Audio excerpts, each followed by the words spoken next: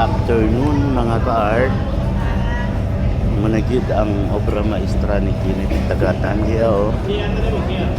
Naanay signatory o.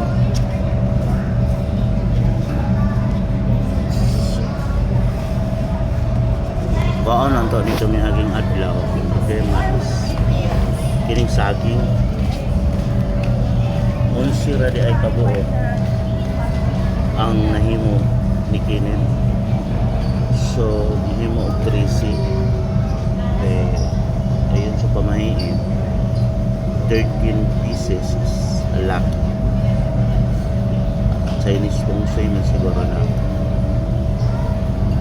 So, gidugangan niya o pila tayo mo gidugang kin? 2, 4, 6 dugangan niya og duha kay ulcer man to iya mga ka-art. So yan na ay durian, na ay lansumi, na ay butong.